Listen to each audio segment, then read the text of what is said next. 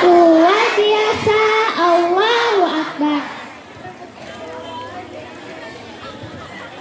Assalamualaikum warahmatullahi wabarakatuh.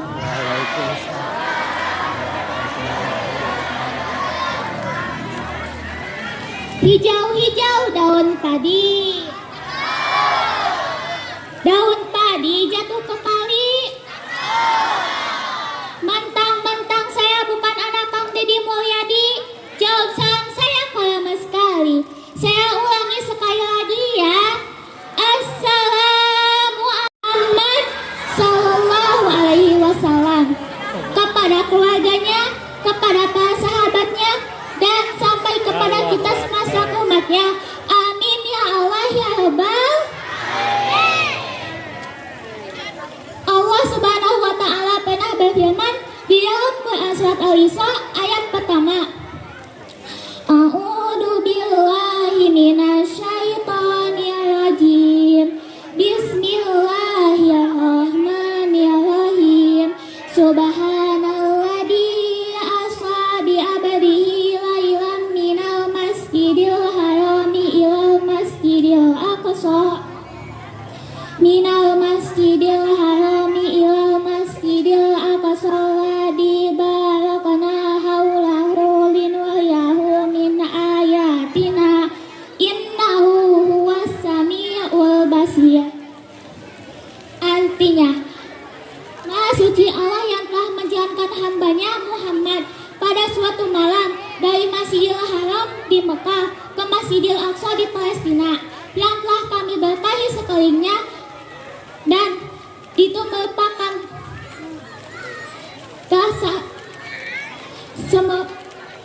sesungguhnya Dia Maha mendengar, Maha melihat. Yang saya hormati Kepala Sekolah SDN Cicalihu, yang saya hormati Bapak Ibu Guru dan kawan-kawan seperjuangan yang saya banggakan dan saya cintai.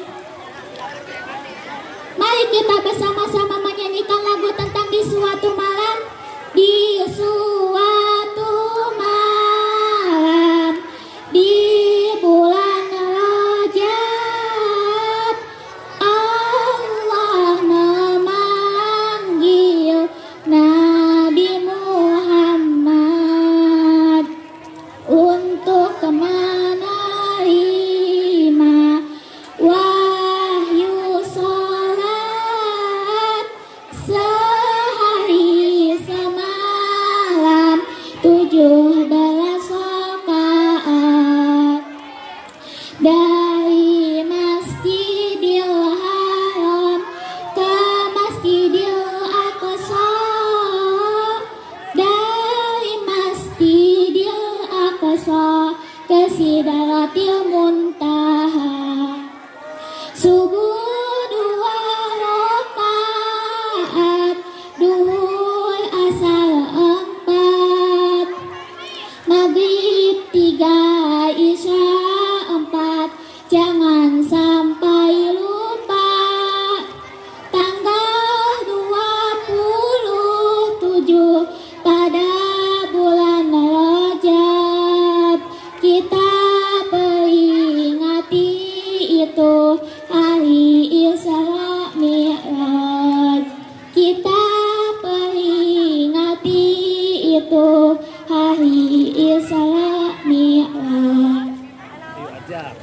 Hadirin rahimakumullah, manusia ini hidup dalam 3 dimensi waktu: masa lalu, masa sekarang, dan masa yang akan datang.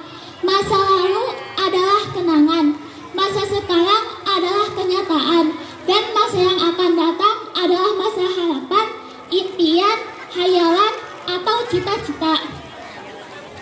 Orang yang baik sesungguhnya adalah orang yang pandai mengambil pelajaran dari masa lalu untuk dapat menentukan sikap pada hari ini dan sekaligus merencanakan hari yang akan datang. Sehingga hari ini harus lebih baik daripada kemarin, dan besok harus lebih baik daripada hari sekarang ini. Dalam konteksnya, dengan itulah kita dalam pertemuan kali ini akan membicarakan tentang hikmah satu peristiwa masa lampau yang tetap tidak kehilangan relevansinya, yang nantinya dijadikan pelajaran bagi kita yang hidupnya di akhir zaman sekarang ini. Kalau kita perhatikan, hampir setiap bulan dalam Islam ini mempunyai nilai-nilai sejarah. Kalau kita bicara Muharram, misalnya diingatkan dengan peristiwa hijrah. Kita bicara bulan Ramadan, diingatkan dengan peristiwa nuzulul Quran. Kita bicara bulan Zulhijjah, diingatkan dengan peristiwa Kurban. Kita bicara bulan Syawal, diingatkan dengan Idul Fitri. Kita bicara bulan Rabiul Awal, diingatkan dengan Maulid Nabi. Dan kalau kita bicara bulan Rajab, kita diingatkan pada peristiwa Isra dan Mi'raj. Ya Allah, lindungi kami. Ya Allah, sehatkan kami. Ya Allah, jaga kami.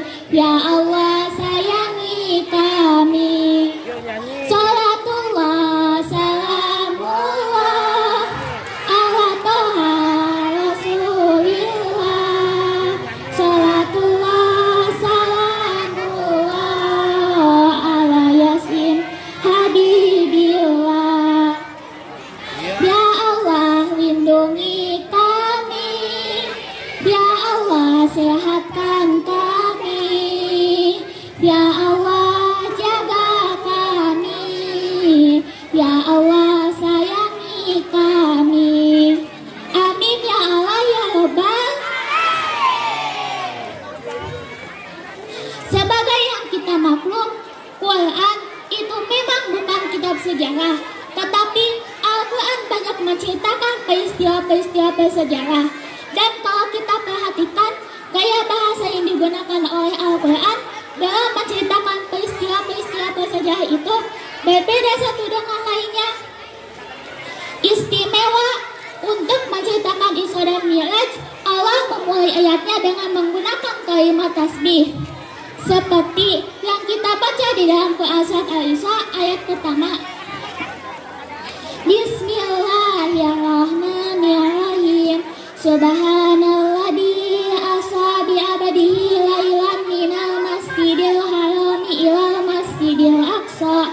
Al-ayah yang artinya, Maha suci Allah yang telah menjalankan hambanya pada suatu malam dari Masjidil Haram di Mekah ke Masjidil Aqsa di Palestina. Mari kita coba dekati kalimat ini per kalimat untuk memudahkan pengertian kita di dalam memahami peristiwa Isra dan Mi'raj ini. Ayat ini dimulai dengan kalimat tasbih. Dalam ilmu balaghah, kalimat semacam ini disebut dengan kalimat hijaz, yaitu kalimat yang redaksinya lengkap namun isinya padat. Di situ ada kata yang tersirat, yakni yalillahi tu'jala, sehingga asli kalimatnya Subhanalladzi, Maha suci Allah, dan ini disebut dengan kalimat tasbih. Banyak peristiwa-peristiwa bersejarah diceritakan dalam Al-Quran, tetapi jarang yang diawali dengan kalimat tasbih. Al-Quran menceritakan bagaimana Allah menciptakan Nabi Adam tidak dimulai dengan kalimat tasbih. Al-Quran menceritakan bagaimana Fir'aun dan bala tentaranya ditenggelamkan di Lautan Merah. Itu kejadian hebat, tidak dimulai dengan kalimat tasbih. Al-Quran menceritakan bagaimana umatnya Nabi Soleh, umatnya Nabi Hud, dan lain sebagainya yang ditelan gempa bumi, ditiup angin taufan, semuanya diceritakan dalam Al-Quran, tetapi tidak satupun yang dimulai dengan kalimat tasbih. Istimewa untuk menceritakan Isra dan Mi'raj, Allah memulai ayatnya dengan menggunakan kalimat tasbih. Subhanalladzi, Maha suci Allah, Maha suci dari segala kelemahan, Maha suci dari segala kekurangan. Allah mempertaruhkan kesuciannya untuk menjamin kebenaran peristiwa Isra dan Mi'raj.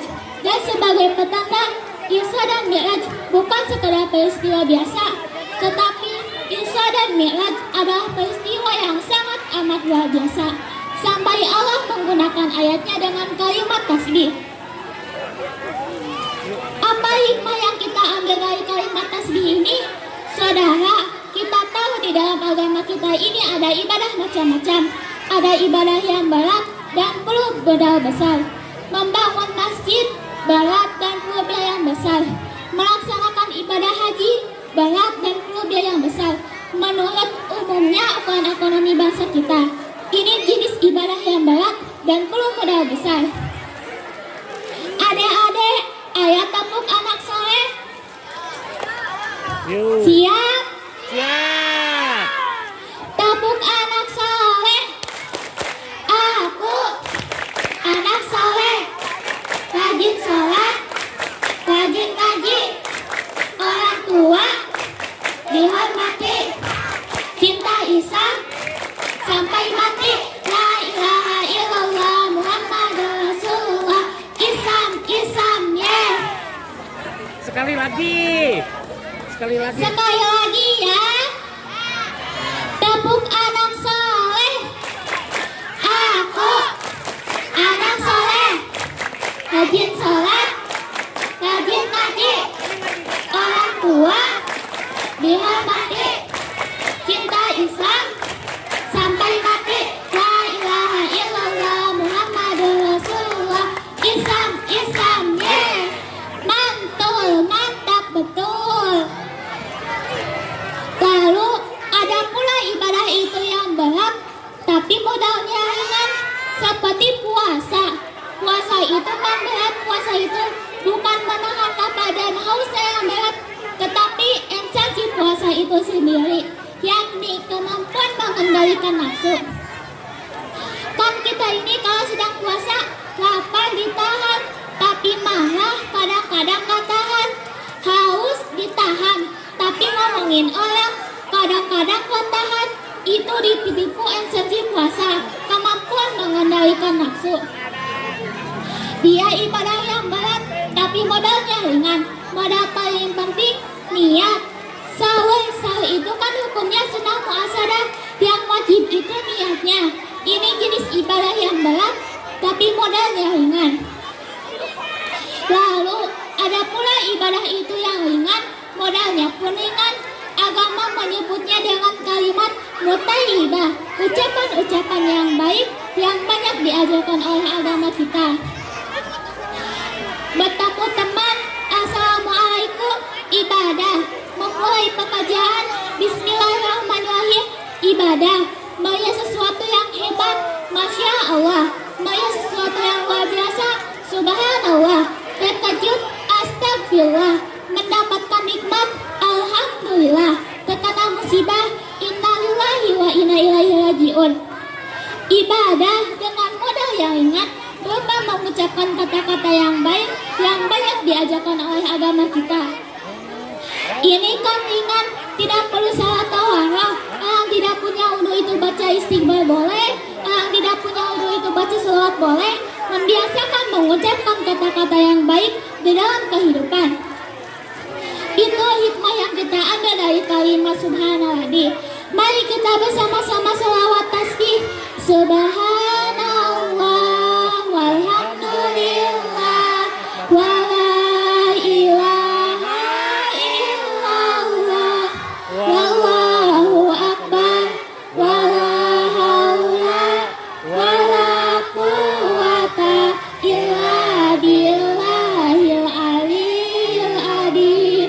Subhanallah walhamdulillah wala ilaha illallah wallahu akbar wala haula wala quwwata illa billahil aliyyil azim. Kemudian kalimat aswa, Maha Suci Allah yang telah menjalankan. Asal kalimat aswa ini fala yasiru, lalu dibentuk dalam bentuk majhul menjadi asra yusri yusraan. Maha Suci Allah yang telah menjalankan. Segera nampak dari ayatnya saudara-saudara bahwa di dalam peristiwa Isra dan Mi'raj yang aktif sebenarnya Allah. Nabi fasih, Allah yang menjalankan. Nabi yang dijalankan, namanya juga dijalani. Maka tidak heran kalau beliau berangkat dari Mekah kemudian menuju di Palestina. Dari sana naik ke langit pertama 2, 3, 4, 5, 6, 7. Dari sana naik lagi ke Masjidil Aqsa sampai ke Sidratil Muntaha, sampai di bawah Hajj, menerima perintah sholat, melakukan kunjungan ke surga dan neraka, lalu balik lagi ke Mekah, kurang lebih sepertiga malam. Bisa ya kalimatnya asal Allah yang menjalankan, Nabi yang dijalankan, tentu saja bisa karena beliau dijalankan, lalu beliau terima beres. Andai kata Rasul berjalan sendiri, beliau tidak akan mampu menempuh jalan yang demikian jauh dalam waktu yang relatif singkat. Artinya di dalam memahami peristiwa Isra dan Mi'raj yang dipakai bukan logika intelektualitas manusia, tetapi memakai logika kemahakuasaan yang mutlak dari Allah Subhanahu wa Ta'ala. Dahulunya Abu Jahal, Abu Lahab, dan Abu lainnya itu mikirnya pakai logika manusia. Ya jelas bahwa peristiwa ini tidak akan bisa dicernakan oleh logika. Karena itu kalau sedikit orang mau merenungi ayatnya, tidak terlalu sulit memahami peristiwa Isra dan Mi'raj. Dia kehendak Allah, bukan kehendak Rasulullah SAW. Ini kalimat asal. Kemudian kalimat diabadihi, Maha suci Allah yang telah menjalankan hambanya. Kenapa Pak Allah memakai kalimat tidak langsung? Kan lebih enak saja kalau Allah misalnya Subhanalladzi asra bi Muhammad, Maha suci Allah yang telah menjalankan Muhammad. Begitu saja, kenapa sih? Kenapa harus pakai biabdihi? Maha suci Allah yang telah menjalankan hambanya. Pakai kata-kata hamba, apa maksudnya? Nah, di dalam kalimat hamba di sini ada dua data. Data pertama, kalimat hamba di sini menjelaskan bahwa Nabi Muhammad itu Isra dan Mi'raj dengan dasar denganlah sekaligus. Sebab apa? Orang kalau dipanggil hamba tentunya jasad dengan roh sekaligus. Jasad tanpa roh namanya mayit. Roh tanpa jasad gentayangan, mungkin namanya pocong. Betul apa betul? Betul. Orang kalau dipanggil hamba tentunya lengkap jasad dengan roh sekaligus. Karena itu kalimat biabdi sudah merupakan jawaban. Isra Mi'raj terjadi dengan jasad dan dengan roh. Itu data pertama. Data yang kedua, kalimat biabdihi di sini menjelaskan bahwa Nabi Muhammad itu betul-betul diakui oleh hambanya. Maka lalu dipanggil hamba di dalam ayat ini. Saudara mungkin lalu bertanya, kalau cuma sekedar urusan itu, apa kita ini bukan hamba Allah? Ya tentu kita hamba Allah. Kata siapa? Kata kita. Kalau kata kita namanya mengaku. Orang mengaku boleh-boleh saja. Cuman diakui atau tidaknya ini menjadi masalah. Saya bisa saja berkata saya kenal dengan Kang Didi Mulyadi. Tapi apakah Kang Didi Mulyadi kenal sama saya? Dengan kata lain, kalau kalimat hamba Allah keluar dari mulut manusia, nilainya murah. Kenapa murah? Sebab itu pengakuan. Tapi kalau keluar dari mulut Allah sendiri, itu yang mahal. Maksudnya bagaimana? Nah, di dalam kalimat hamba di sini Allah menjelaskan bahwa Nabi Muhammad itu betul-betul oleh Allah telah diakui hambanya. Jadi apakah kita ini bukan hamba Allah? Ya. Apakah kita ini hamba Allah? Halo, Teteh sebentar ya. Teh sebentar dulu. Anak-anak ini sudah mulai goyah ya. Hey, hello. Ibu minta tolong kalian duduk ya. Teteh sedang memberikan tausiah, kalian harus mendengarkan ya. Ayo duduk. Yang berjalan. Ya Allah, lindungi kami. Ya Allah, sehatkan kami. Ya Allah, jaga kami. Ya Allah, sayangi kami. Salatullah, salamullah ala Toha Rasulillah. Salatullah, salamullah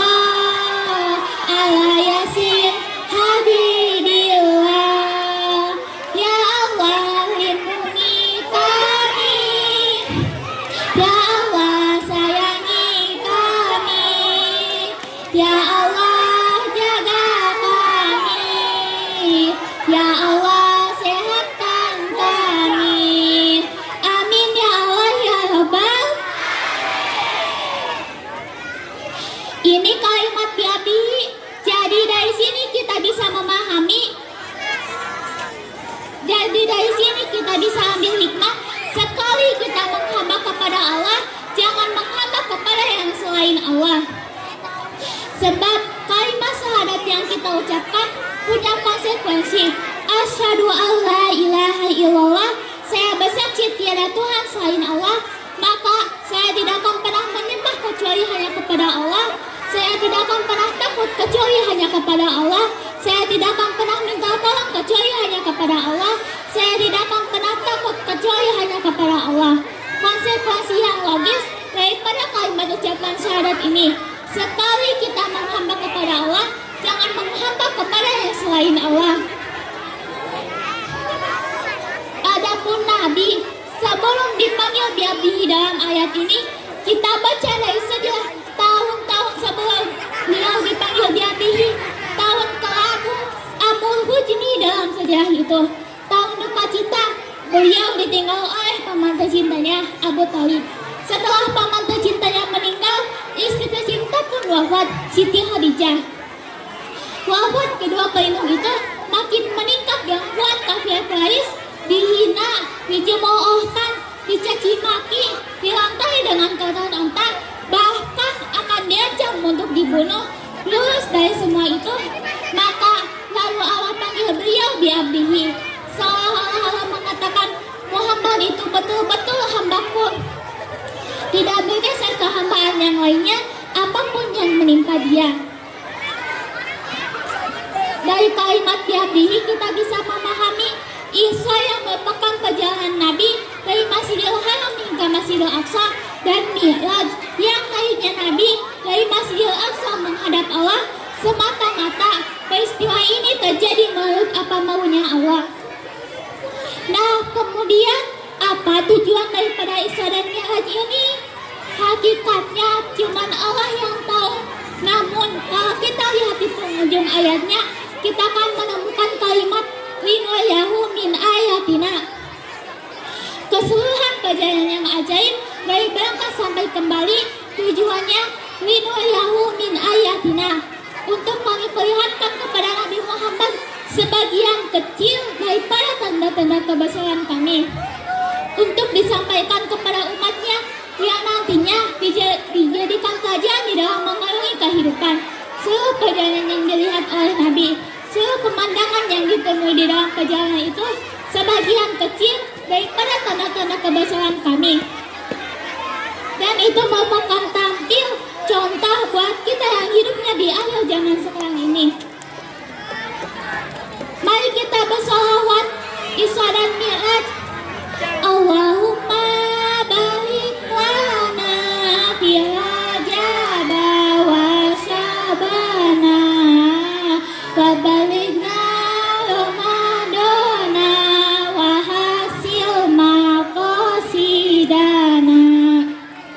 Ya Allah, berkahi kami di bulan Rajab dan bulan Sya'ban, serta sampaikanlah kami berjumpa bulan Ramadan. Allahumma barik lana fi Rajab wa Sya'bana wa balighna Ramadana wa hasil maqasidana. Ya Allah, berkahi kami di bulan Rajab dan bulan Sya'ban, serta sampaikanlah kami berjumpa bulan Ramadan. Misalnya di dalam perjalanan, Rasul melihat ada orang yang mencakar-cakar mukanya dengan kukunya sendiri. Beliau bertanya, "Ya Jibril, itu orang macam apa?" Jibril yang waktu itu bertindak sebagai bodyguard menjelaskan, Muhammad, itulah tampil daripada umatmu, orang-orang yang suka memburuk-burukkan saudaranya sendiri. Hakikatnya mereka mencakar-cakar mukanya sendiri. Sebab musim ini bersaudara seperti satu tubuh. Jikalau yang satu sakit, yang lain akan ikut merasakan sakit. Jikalau yang satu terinjak, yang lain akan merasakan akibatnya. Orang yang memburuk-burukkan saudaranya sendiri, hakikatnya mereka mencakar-cakar mukanya sendiri. Ibarat kata pepatah, menapuk air di dalam, terpencit muka sendiri. Lalu beliau melihat pula ada orang yang dipotong lidahnya. Kata malaikat Jibril, Muhammad itu tampil daripada umatmu, orang para pembuat fitnah, tukang bikin gosip dan menjelek-jelekan orang lain. Maka lidahnya akan dipotong sedemikian rupa. Lalu beliau melihat pula ada orang yang memikul kayu sudah cukup berat. Mengseh dia membawa sudah yang cukup berat itu. Anehnya malah beban yang sudah cukup berat itu bukannya dikurangin, malah ditambahi. Makin berat, makin ditambah, makin berat, makin ditambah.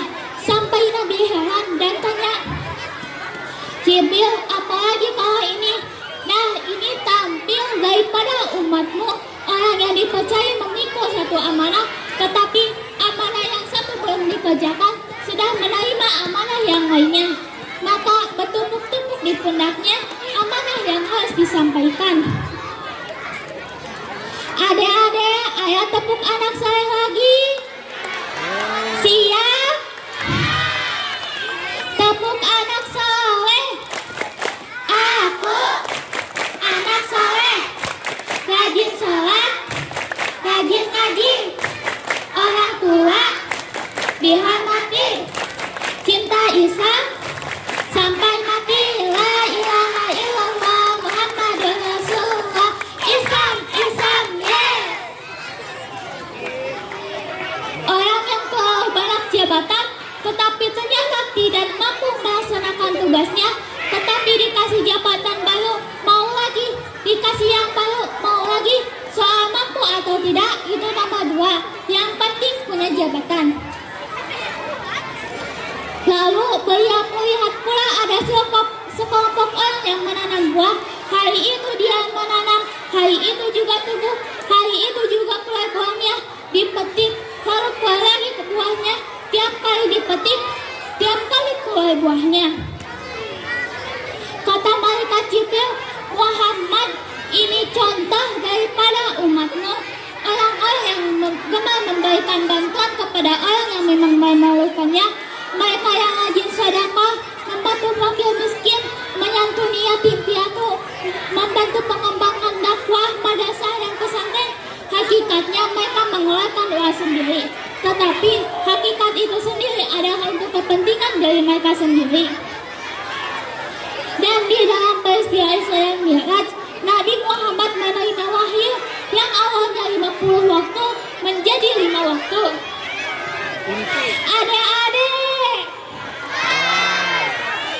Adik-adik sering sholat gak? Coba waktu sholat itu berapa waktu? Apa aja?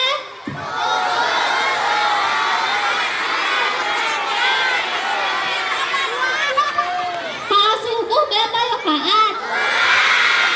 Kalau duhur? Asar?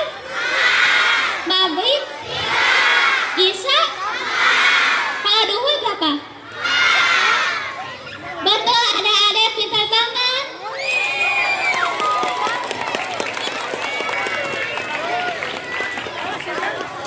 Hadirin yang saya hormati, Isra Mi'raj mengajarkan bahwa yang pertama, jangan putus asa.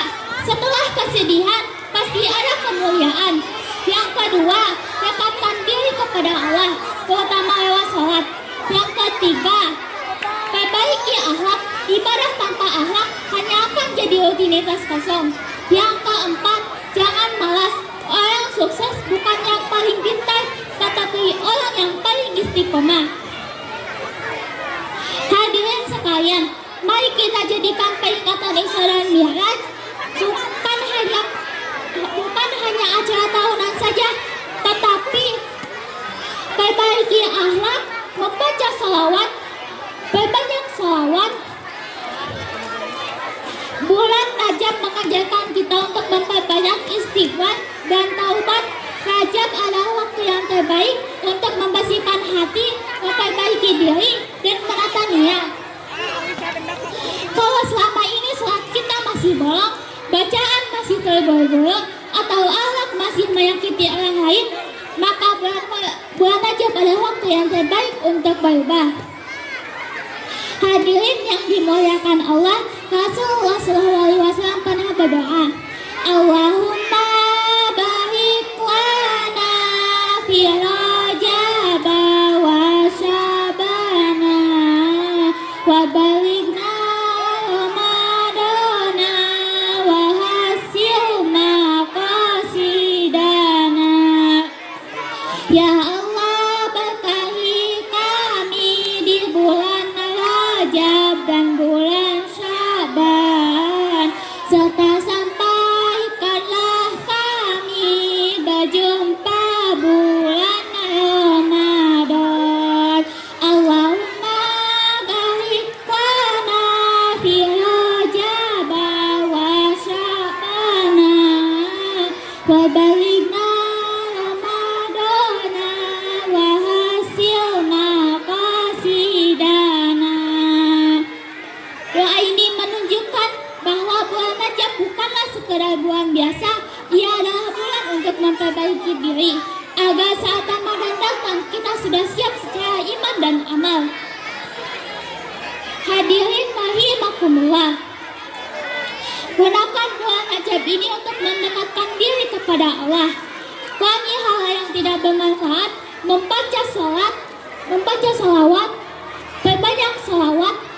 Jangan sampai kita semangat di awal Ramadan saja, tetapi sebelumnya kosong persiapan. Adik-adik, Ya. kasulat itu bukan bulan biasa. Jadi hari ini harus lebih baik daripada kemarin, agar kita insya Allah masuk surga. Amin. Amin ya Allah ya Rabbal.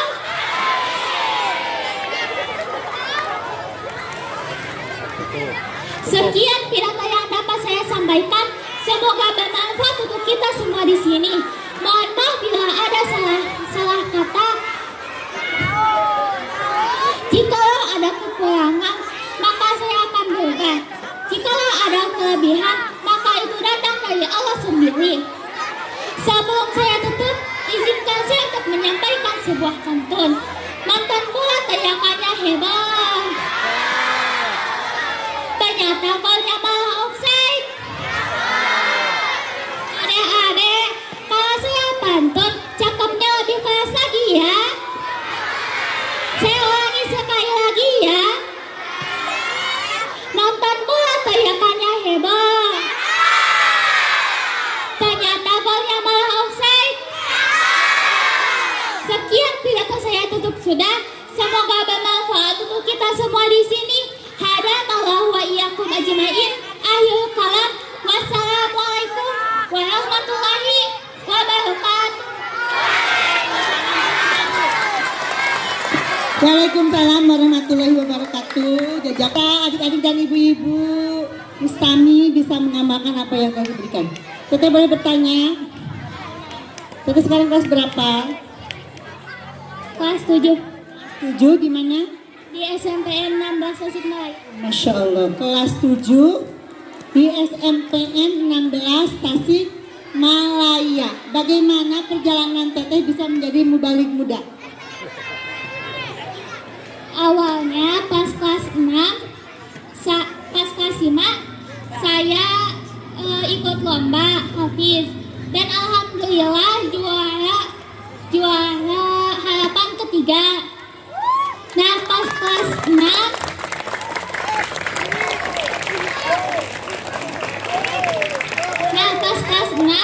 saya lihat di YouTube Ustadz Kiai Haji Junur di MJ. Nah saya lihat, mendengarkan. Nah saya ikut lomba, tetapi kali ini lombanya pidato dan alhamdulillah saya masuk juara ketiga.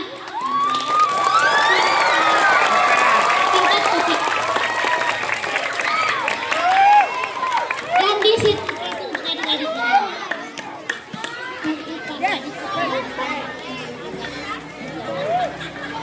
motivasi untuk adik-adik dari saya, kalau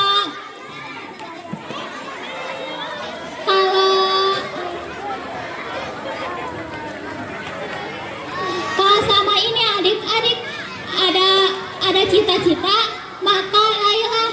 Kalau tidak, maka berusaha, jangan menyerah. Itu ya motivasinya. Jika ada keinginan, harus apa? Harus berusaha, harus belajar dengan sungguh-sungguh. Bisa mengikuti jejak Teteh Nabila Azhara menjadi mubalik dunia.